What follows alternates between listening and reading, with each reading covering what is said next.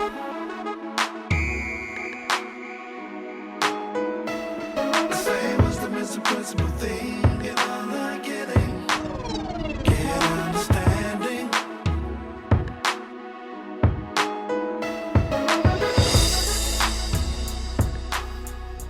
my friends. Welcome to another episode of the Wise Idea Podcast with Christopher J. Harris. I'm so excited to have you join in with us for another week where we are inspiring lives and inspiring people and helping everyday people to live lives based on wisdom. We believe that when wisdom becomes a part of your life, your entire life gets better. Well, listen, all month long, we have been focusing on dads, fatherhood, what it means to be a daddy. And we've had amazing guests on helping us focus on this idea of everyday lives and what that looks like and what that means. And we've had some incredible insight. We've been challenged a little bit, but we've also laughed a little bit.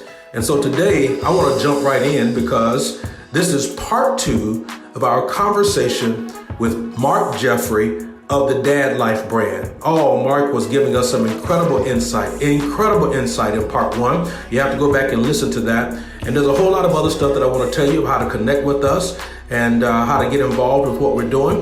But let's do that on the back end. Let's check out the rest of what Marc wants to say to us today.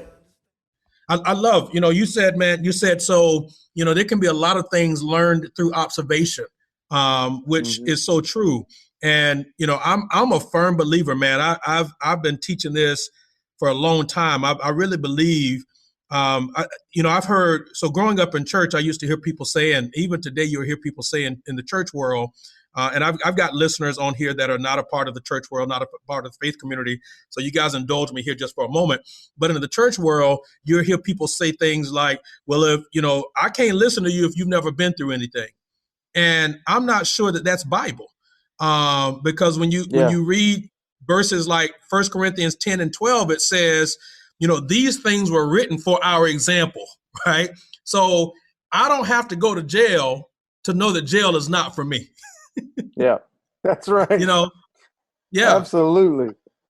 Yeah. So when you think about the things that we are observing today and think about your own life, what observations have you made from other people that have been epiphany moments and light bulb moments for you? Yeah, I think so. I was listening to a podcast the other day. I think the older I get, I value information more. I value just more of how someone would approach it. And I was listening to a podcast, and it was by Orange. It was talking about honesty with your children. And so I remember Reggie talking about the premise here isn't to get your kids to stop lying all the time, but to dig a little deeper and find out why they might be lying, why they're not honest. He's given me approaches about putting other adults in my kids' life that as my kids get older, there could be a chance that this is going to sound crazy, but they may not listen to their parents, which is exactly the truth. The older my kids get, other influences for a time in their life can outweigh mine at some point. So I can either fight that, or I can say, you know what, you may not talk to me, but you'll talk to your aunt or your uncle, or you'll talk to your small group leader at church. Because the biggest win is that my child felt like they could talk to somebody, even if it wasn't me. Now, as they get older and hopefully when they become adults, those relationships change. But as your kids are learning how to be teenagers, and through that, sometimes they don't want to talk to their parents about everything. So those are things that the light bulb went off that said to me, I don't have to do this alone, especially if I have people in my life that are willing to do that. And so my wife and I will identify, hey, who's somebody that our kids can talk to that we trust? A lot of times that's family members, but sometimes it's small group leaders in our church too. Wow, man, you keep dropping these nuggets on us. So if I can use another phrase that I feel like based on what I just heard you say, is you want to position your kids where you're putting them in a winning environment, whether that's right. With relationships or faith or in terms of finances or emotional health or whatever, education even. And oftentimes putting them in a winning environment has nothing to do with what you buy them. That's right. It's more or less what you can instill in them. I'll give you a couple of examples if I can. So one of the things that's a big value to me, and I've tried to instill this in my kids because I think it teaches them forgiveness, is, and this goes back to what you're saying earlier about the generations that came before us. This would probably sound like really foreign to them. But when I get it wrong, Christopher, when I know I blew it, I will look at my kids and say, "Hey, Dad got that wrong. I snapped at you." See, something happens in the car.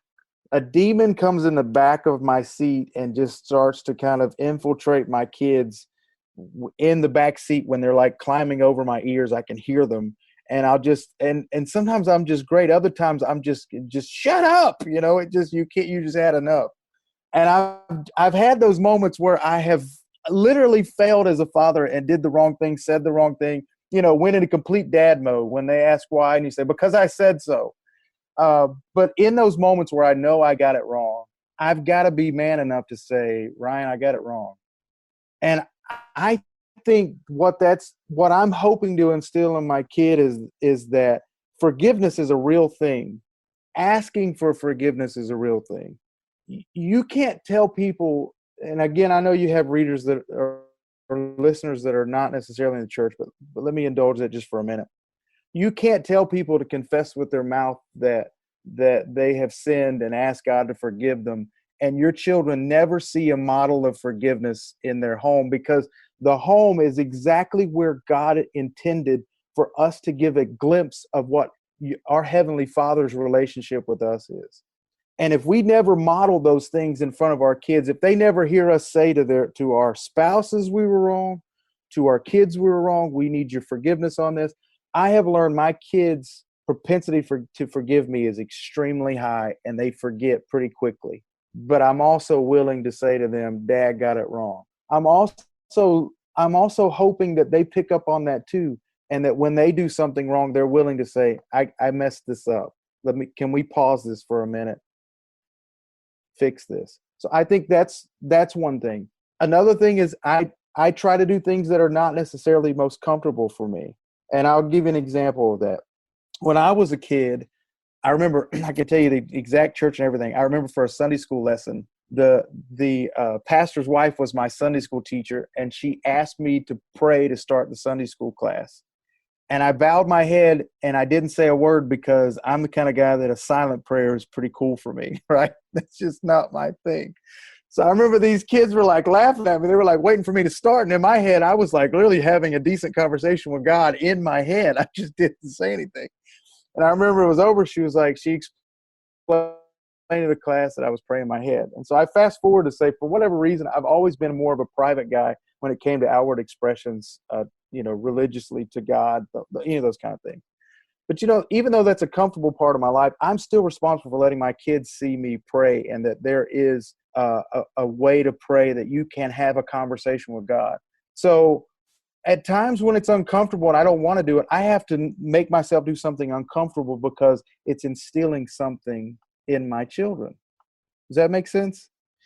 Man, it makes a lot of sense. I actually was a little tickled over here because we were at dinner one time and asked my son to lead us in our grace before we ate, and he had already started eating, and we're like, "You shouldn't have started." So he kept eating his food after we said, "You need to say the grace," and he's like, "Well, I just said it in my mind."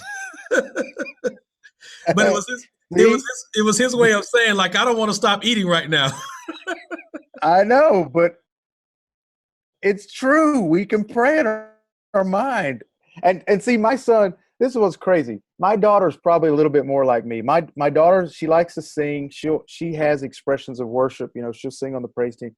My son has become this like little prayer guy. Like, so he loves to pray. So like, say, "Ryan, let's say a prayer before bed." Well, I'm like 10 minutes into it. Like, he's still going, "Lord, we just thank you for the grass and the color of the clouds." And like, I'm just like, "Okay, Ryan, God bless you. Let's wrap it up." but just because that's something that it's not comfortable with me, I've got to break that a little bit more. I also think it becomes a model when you allow kids room to work stuff out.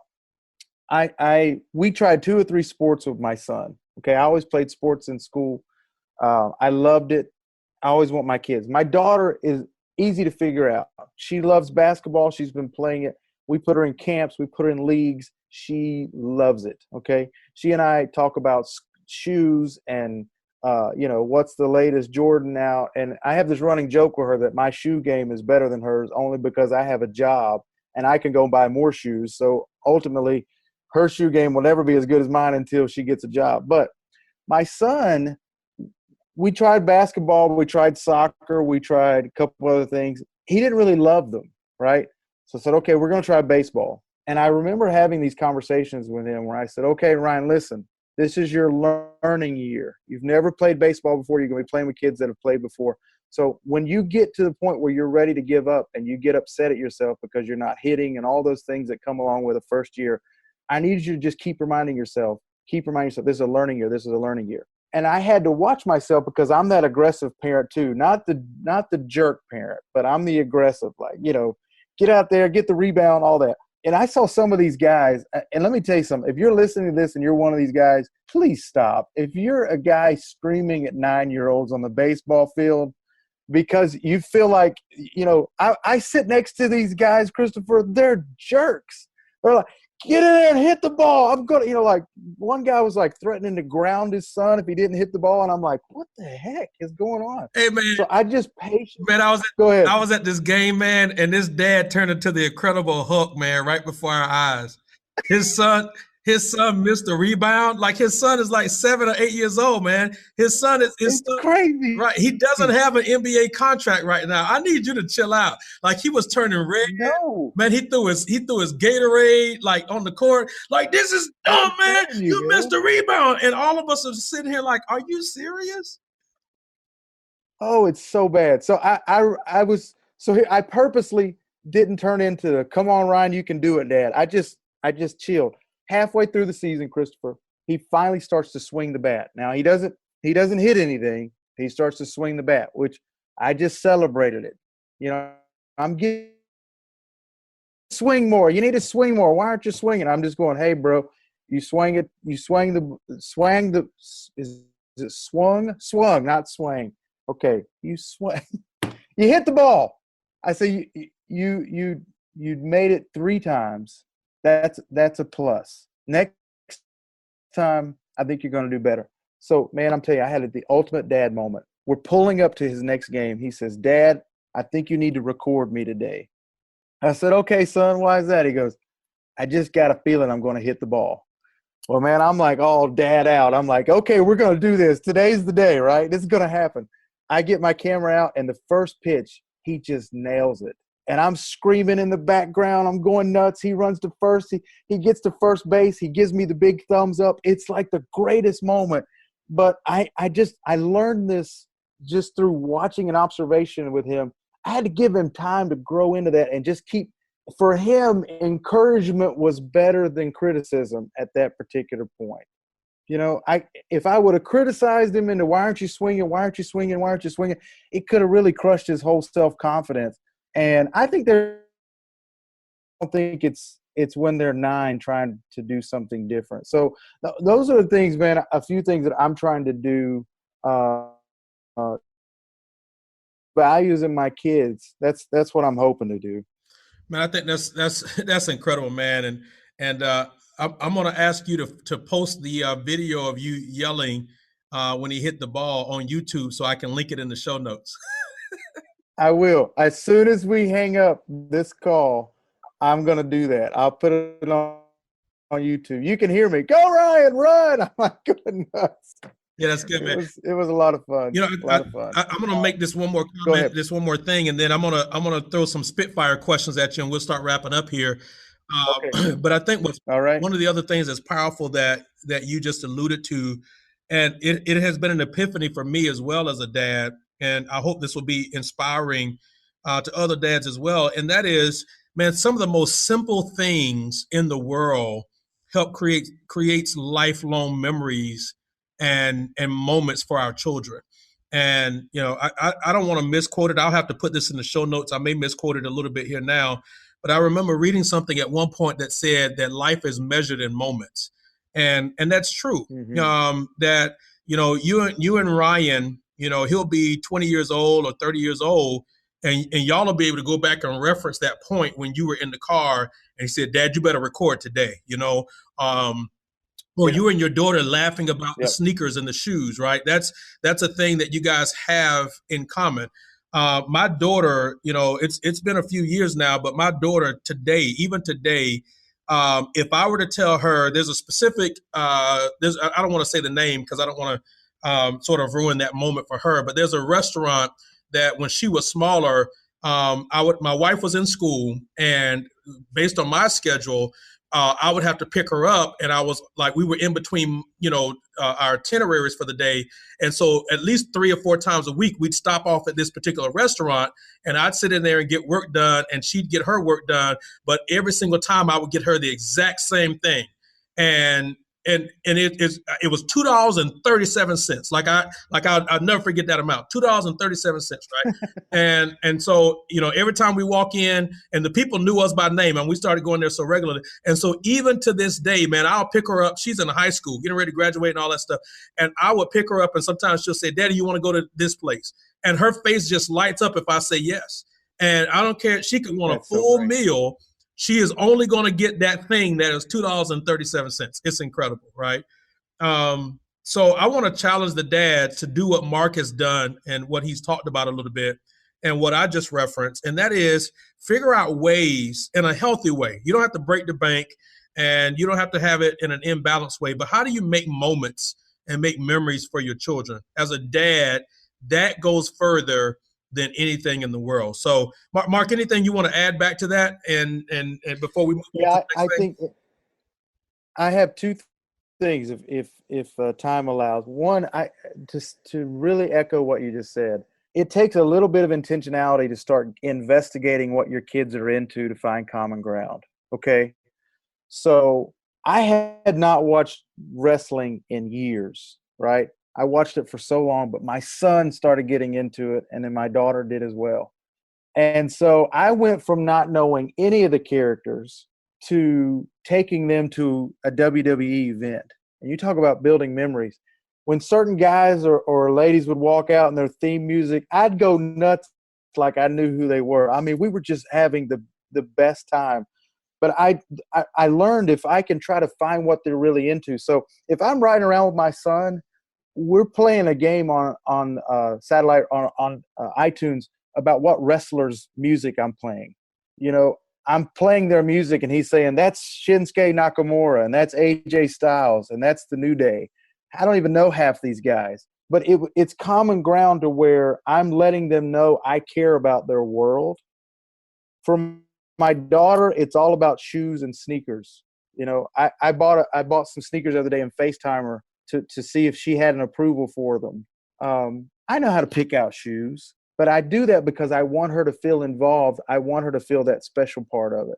So I would say that's the thing, that if you can find ways to find common ground with your kids and get inside their world, that's how you build memories. And the last thing I want to say on that subject, though, is finding out what's good for your kids is also active listening with people that you trust.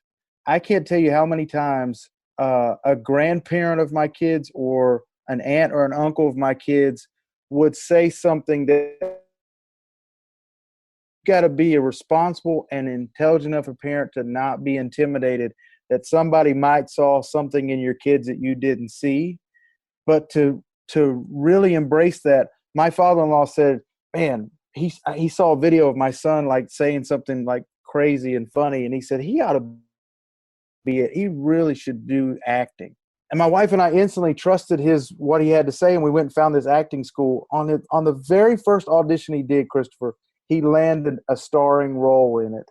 And that would have been the furthest thing from my mind putting him there. But you have to have trusted voices in your life that can say, I noticed this about your child. I noticed that. And for you to even go to people and say, what have you noticed about my kids? and have someone else's point of view be able to pour in. When you talk about tribes, when you talk about other people that to allow those voices to have a seat at the table. Man, that's so powerful, man. This has been absolutely amazing. This has been absolutely incredible today. All right, so are you ready for the speed round real fast? This is the quick fire question. Man, I hope. I'm feeling the pressure. But I'm gonna try. Man, where's your son when we need him? Hey, Dad, get the camera out. I think this is gonna be a moment. I know. That's exactly right. All right. So, ladies and gentlemen, if you are new to the Wise Idea podcast, pretty regularly we will take some quick fire questions to our guests that are on. And the goal is for them to answer the question as quickly as they can with probably most likely the first thought that comes to their mind.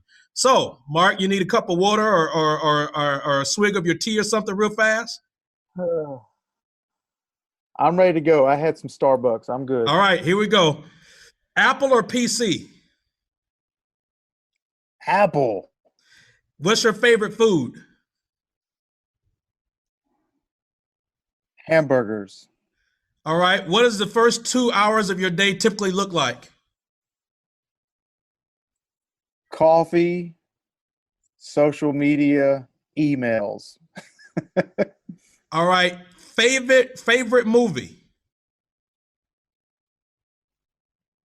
The Godfather. Most embarrassing moment of your life? I was on a cruise and they asked how I'd embarrass my kids the most, and I said passing gas. All right. Did you win any superlatives in high school? I think I was nicest one year, but only one. I think I got mean after that. All right. Have you ever had a teacher crush? No. I'm laughing because of the way like you paused, like you really had to think about that for a moment. I'm like, I don't think so. No. I may have to start taking that question out, man. In the culture we live in now, man, like that may be a question now. Yeah, you're going to get one person be like, yes, we got married and had 3 kids. 30. Yeah, they're only 25 years older than me. Yeah. They just retired last month, and I'm 30. That's hilarious. All right, back to the questions. What are you not good at? Directions. Come on, and man. Home improvement. Listen, thank God for GPS and handymen. I have lost drywall trying to hang up curtains. Not good at it. Man, I'm gonna give you the ESPN. Come on, man. Really? Listen, I will turn my man card in for both of those. I'm terrible at it. No, we're not gonna make you turn your man card in now. Come on now. You all right. Things too much good work for that. Thank you, all right. Sir. When you're alone in the car, what do you think about?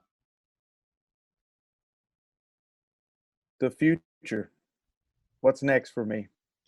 Other than the Bible, what's the most impactful book you've ever read?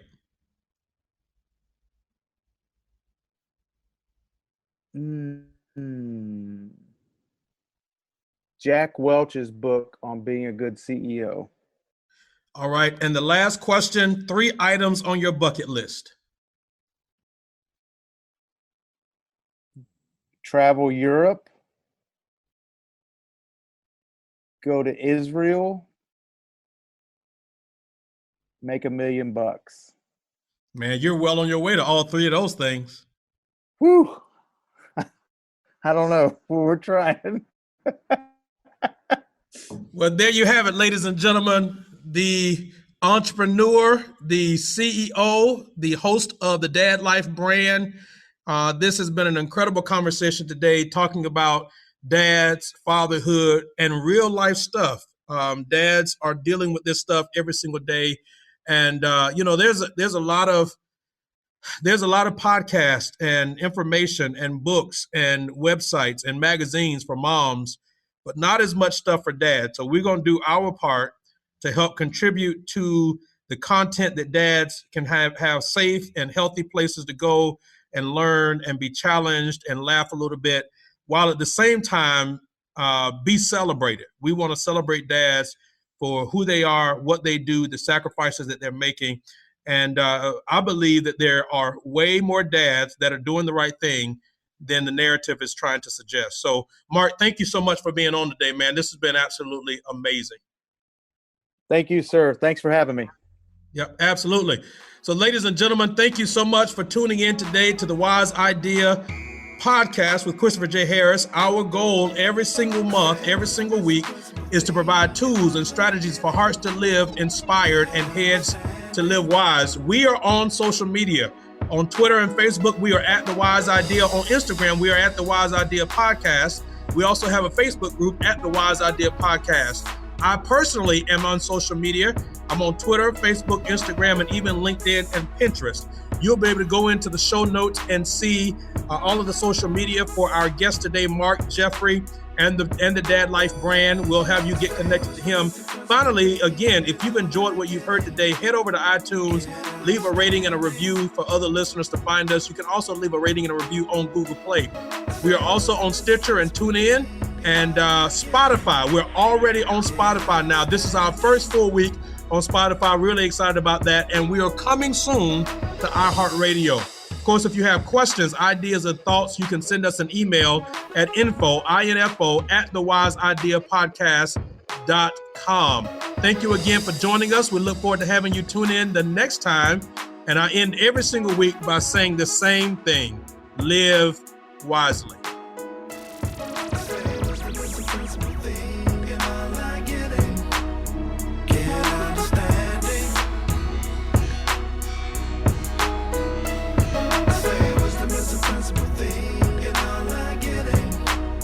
Get understanding.